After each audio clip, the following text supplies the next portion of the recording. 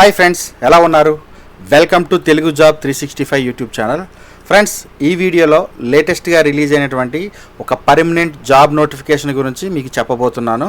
అది ఏంటి అంటే ఇంటెలిజెన్స్ బ్యూరోలోని ఒక మంచి జాబ్ ఆపర్చునిటీ ఓపెన్ అయ్యింది. ఈ ఐబీ అనేది మనకి మినిస్ట్రీ ఆఫ్ హోమ్ అఫైర్స్ కింద పనిచేస్తుందన్నమాట.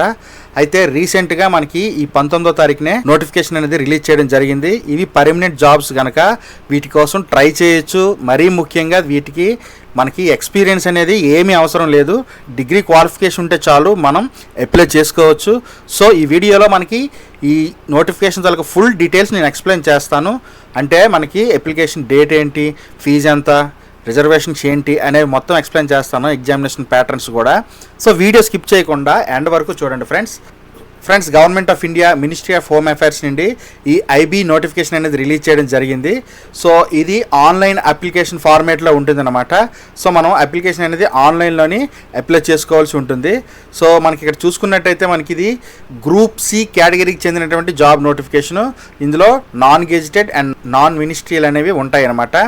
ఇంకా శాలరీ విషయానికి వస్తే మనకి లెవెల్ 7 గ్రేడ్లో శాలరీ ఉంటుంది. మనకి 44,900 రూపాయల నుండి 1,42,000 రూపాయల వరకు పే ఉంటుందన్నమాట. అయితే ఇది సెంట్రల్ గవర్నమెంట్ జాబ్ అవడం వల్ల మనకి అన్ని రకాల సెంట్రల్ గవర్నమెంట్ జాబ్స్కి ఉండేటువంటి బెనిఫిట్స్, అలవెన్స్ అన్నీ ఉంటాయన్నమాట. సో మనకి టోటల్గా చూసుకున్నట్లయితే మనకి 3,717 జాబ్స్ అనేవి రిలీజ్ చేశారు. ఇందులో అన్రిజర్వ్డ్ కేటగిరీకి 1,500, ఆల్మోస్ట్ 50% అనమాట. తర్వాత ఎకనామికలీ వీకర్ సెక్షన్కి 442, ఓబీసీ వారికి నియర్లీ 1000 అంటే 946 పోస్టులు, ఎస్సీకి 566, ఇంకా ఎస్టీ క్యాండిడేట్స్కి అయితే 226 పోస్టులు అనేవి రిజర్వ్ చేయడం జరిగిందనమాట. మనకి గ్రాడ్యుయేషన్ కంప్లీట్ చేయాలి లేదా దానికి ఈక్వివలెంట్ కోర్స్ ఏదైనా చేసి ఉండాలన్నమాట. అది రికగ్నైజ్డ్ యూనివర్సిటీ అయి ఉండాలి. మనకి అంతేకాకుండా కంప్యూటర్ నాలెడ్జ్ కూడా దీనికి ముఖ్యంగా ఉండాలన్నమాట. సో ఇంకా మనకి ఏజ్ విషయానికి వస్తే 10/8/2025 నాటికి 18 నుండి 27 సంవత్సరాల లోపు అనేది ఉండాలి ఫ్రెండ్స్. సో ఇవి మంచి జాబ్స్, గవర్నమెంట్ జాబ్ ట్రై చేద్దాం అనుకున్న అందరూ దీనికి ట్రై చేయొచ్చు. ఇంకా ఏజ్ రిలాక్సేషన్ అనేది ఎస్సీ క్యాండిడేట్లకి అయితే 5 years వరకు ఇచ్చారు. సో ఇంకా ఓబీసీ క్యాండిడేట్స్కి అయితే 3 years వరకు ఏజ్ రిలాక్సేషన్ ఉంది. ఇందులో ఉన్నటువంటి ఇంపార్టెంట్ పాయింట్ ఏంటంటే సర్వీస్ లయబిలిటీ. ఇందులో మనకి ఏంటంటే జాబ్ వచ్చిన తర్వాత ట్రాన్స్ఫర్ లయబిలిటీ అనేది ఒకటి ఉంటుందన్నమాట. సో మన ఇండియా వైజ్ ఎక్కడైనా సరే మన జాబ్ని ట్రాన్స్ఫర్ చేసుకోవచ్చు మీ కన్వీనియంట్ ప్లేస్లోకి. ఆ తర్వాత ఎగ్జామ్ ప్యాటర్న్ విషయానికి వస్తే మనకి 3 స్టేజెస్లో ఉంటుందన్నమాట, 3 టైర్స్లో ఉంటాయి. సో ఫస్ట్ టైర్లో ఏంటంటే మనకి ప్రిలిమినరీ ఎగ్జామ్స్ అనమాట. 100 మార్క్స్కి ఆబ్జెక్టివ్ టైప్లో ఉంటుంది. ఇందులో 5 పార్ట్స్ అనేవి ఉంటాయన్నమాట సబ్జెక్ట్స్. అంటే మొదటిది కరెంట్ అఫైర్స్, జనరల్ స్టడీస్ రెండవది, తర్వాత న్యూమరికల్ యాప్టిట్యూడ్, ఇంకా రీజనింగ్, లాజికల్ యాప్టిట్యూడ్, ఇంకా ఇంగ్లీష్. వీటిపైన మనకి 100 మార్క్స్కి ఎగ్జామినేషన్ ఉంటుంది. 1 hour టైం ఇస్తారు. సో ఒకవేళ మీరు రాంగ్ ఆన్సర్ అటెంప్ట్ చేసినట్లయితే మనకి 1/4 మార్క్ అనేది కట్ చేస్తారనమాట. ఓకేనా? సో వన్స్ మీరు ఈ టైర్ 1 ఎగ్జామ్లోని పాస్ అయినట్టయితే నెక్స్ట్ మీరు టైర్ 2కి ఎలిజిబుల్ అవుతారనమాట. లేకపోతే మీకు ఎలిజిబిలిటీ ఉండదు. ఇందులో మనకి 50 మార్క్స్ అనేవి ఉంటాయి. ఇది కూడా డిస్క్రిప్టివ్ టైప్ ఉంటుంది. అంటే మనకి ఎస్ఏ టైప్ ఉంటుంది అనమాట. 20 మార్క్స్ ఎస్ఏ ఉంటుంది. ఇంగ్లీష్ కాంప్రహెన్షన్స్కి 10 మార్క్స్ ఉంటాయి. తర్వాత లాంగ్ ఆన్సర్ టైప్ క్వశ్చన్కి 2 క్వశ్చన్స్ ఉంటాయి, ఈచ్ 10 మార్క్స్ ఉంటాయి. తర్వాత current affairs, economics, socio political issues లాంటి వాటిపైన 20 మార్క్స్, టోటల్గా 50 మార్క్స్ అనేవి ఉంటాయన్నమాట. ఇంకా ఫైనల్ స్టేజ్ వచ్చేసరికి మనకి టైర్ 3. ఇందులో మనకి డైరెక్ట్ ఇంటర్వ్యూ ఉంటుంది 100 మార్క్స్కి. సో వన్స్ ఇంటర్వ్యూలో సెలెక్ట్ అయినట్లయితే మనకి జాబ్ అనేది కన్ఫర్మ్ అవుతుందన్నమాట. నెక్స్ట్ మనకి ఎగ్జామినేషన్ సెంటర్. సో అందరికీ అవైలబుల్గా ఉండేలా చాలా ప్లేసెస్లో మనకి ఎగ్జామినేషన్ సెంటర్ అనేది ఇచ్చారు. సో మనకి ఫస్ట్ ప్రిఫరెన్స్ 5 ఆప్షన్స్ అనేవి చూస్ చేసుకోవాలి. అంటే మీ first preference, second preference, third preference ఇలా సీక్వెన్స్గా ఇవ్వాలన్నమాట. సో ఏదైనా అవసరమైతే మనకి ఎగ్జామినేషన్ సెంటర్ మారుస్తారు. సో ముందుగా మనకి దగ్గరలో ఉండే ఎగ్జామినేషన్ సెంటర్నే పెట్టుకోవాలి.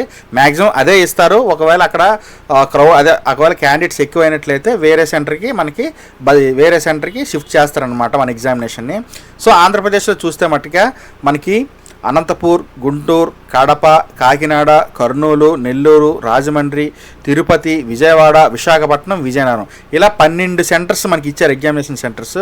ఆ తర్వాత తెలంగాణలో విషయానికి వస్తే మనకి హైదరాబాద్, సికింద్రాబాద్, కరీంనగర్, ఖమ్మం, మహబూబ్ నగర్, వరంగల్ ఈ ప్లేసెస్లో ఇచ్చారనమాట. సో ఇంకా ఇండియా వైజ్గా అన్ని సెంటర్స్ వచ్చాయి. ఒకవేళ మీరు ఎక్కడైనా హిమాచల్ ప్రదేశ్, ముంబై, జార్ఖండ్, అరుణాచల్ ప్రదేశ్, అస్సాం, కర్ణాటక, తమిళనాడు, ఉత్తరప్రదేశ్ ఎక్కడున్నా సరే మీరు సెంటర్ని చూసి మీరు సెలెక్ట్ చేసి మీరు ప్రిఫరెన్స్ పెట్టుకోవచ్చు అనమాట ఎగ్జామినేషన్ సెంటర్. సో అయితే మీరు వన్స్ ఎగ్జామినేషన్ సెంటర్ సెలెక్ట్ చేసుకున్న తర్వాత అది తర్వాత చేంజ్ చేయడానికి ఉండదన్నమాట. అది ఎటువంటి పరిస్థితుల్లో కూడా ఎగ్జామినేషన్ సెంటర్ని మనకి చేంజ్ చేసుకునే అవకాశం లేదు ఇక్కడ. ఓకేనా. ఆ తర్వాత మనకి టై కేసెస్ అంటే ఈక్వల్ మార్క్స్ వచ్చిన వారికి ఎగ్జామినేషన్లో స్కోర్ చేసిన వాళ్ళకి వారి సెలక్షన్కి కొంచెం పద్ధతులు అనేవి ఇచ్చారన్నమాట. ముందుగా టైర్ 3లో మార్క్స్ని కన్సిడర్ చేస్తారు, ఆ తర్వాత టైర్ 2లో మార్క్స్ కన్సిడర్ చేస్తారు, ఆ తర్వాత టైర్ 1లో మార్క్స్ని కన్సిడర్ చేస్తారు. Next date of birth check చేసి ఓల్డ్ క్యాండిడేట్స్కి ముందుగా హయ్యర్ ప్రిఫరెన్స్ అనేది ఇస్తారనమాట.